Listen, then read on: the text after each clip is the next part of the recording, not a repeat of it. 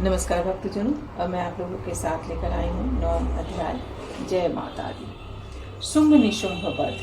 9वां अध्याय। मैं अर्धनारीश्वर के श्री विग्रह के निरंतर शरण लेता हूँ।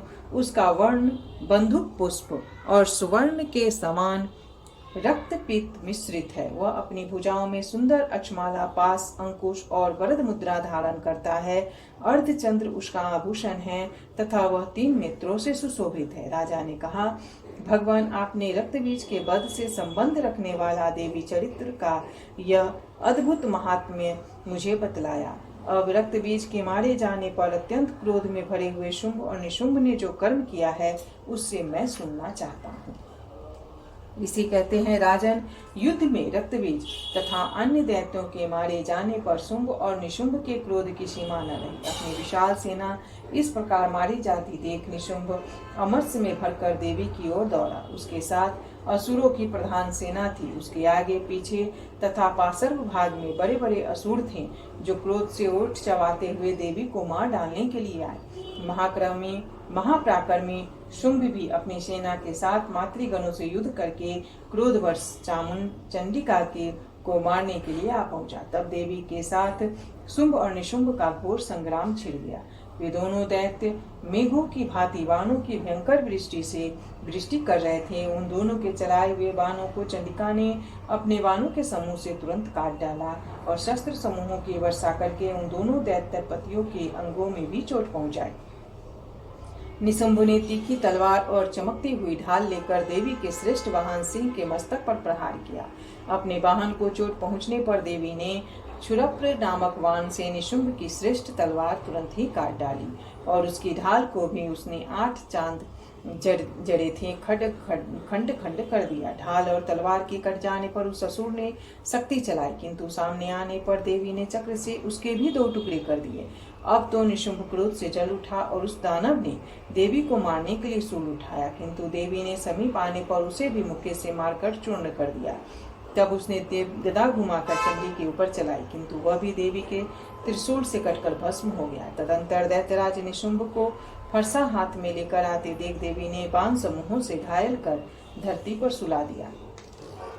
उस भयंकर पराक्रमी भाई निशुंभ के धराशायी हो जाने पर शुंभ को बड़ा क्रोध हुआ और अंबिका का वध करने के लिए वह आगे बढ़ा। रथ पर बैठे बैठे ही उत्तम आयुध से शिव सुरभित अपनी बड़ी बड़ी 8 अनुपम भुजाओं से समूचे आकाश को ढककर वह अद्भुत शोभा पाने लगा। उसे आते देख देवी ने शंख बजाया और धनुष की प्रत्यंचा का भी अत्यंत दुस्सह शब्द किया।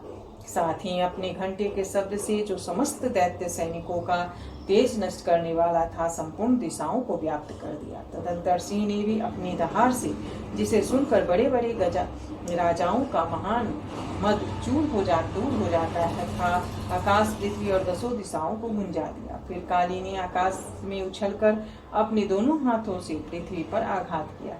उससे ऐसा भयंकर शब्द हुआ जिससे पहले के सभी शब्द शांत हो गए। तत्पश्चात शिवदूती ने दैत्यों के लिए अमंगलजनक अट्टहास किया।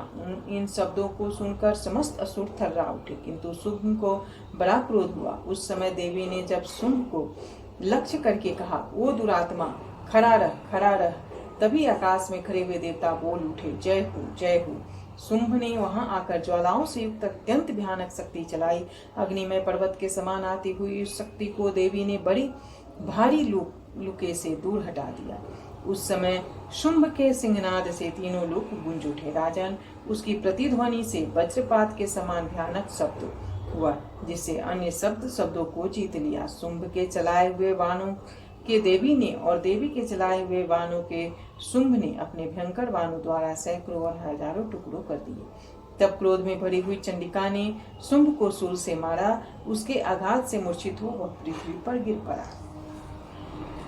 इतने में ही निशुंभ को चेतना हुई और उसने धनुष हाथ में लेकर बाणों द्वारा देवी, काली तथा सिंह को घायल कर डाला। फिर उस दैत्यराज ने 10,000 बाहें बनाकर चक्रों के प्रहार से चंडिका को आच्छादित कर दिया।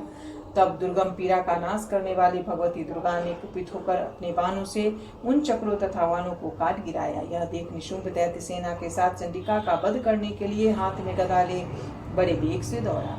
उसके आते ही चंडिका ने तीखी धार वाली तलवार से उसकी गदा को शीघ्र ही काट डाला।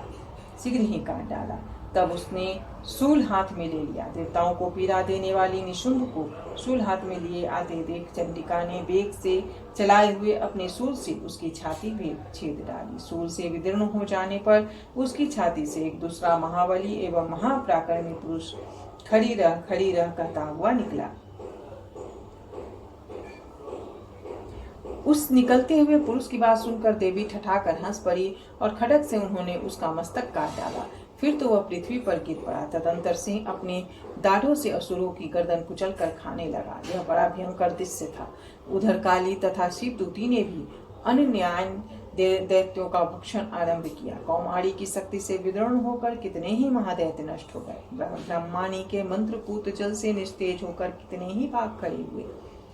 कितने ही दैत्य माहेश्वरी के त्रिशूल से छिन्न भिन्न हो धराशायी हो गए। वाराही के तुतुन के आघात से कितनों को पृथ्वी पर कचूमर निकल गया। वैष्णवी ने भी अपने चक्र से दानवों के टुकड़े टुकड़े कर डाले। ऐन्द्री के हाथ से छूटे हुए वज्र से भी कितने ही प्राणों से हाथ धो बैठे। कुछ असुर नष्ट हो गए तथा कुछ उस महायुद्ध से भाग गए तथा कितने ही काली शिवदूती तथा सिंह के ग्रास बन गए। इस प्रकार श्री मार्कंडेय पुराण में सावर्णिक मनवंतर की कथा के अंतर्गत देवी महात्म्य में निशुंभ वध नामक 9वां अध्याय पूरा हुआ। जय माता।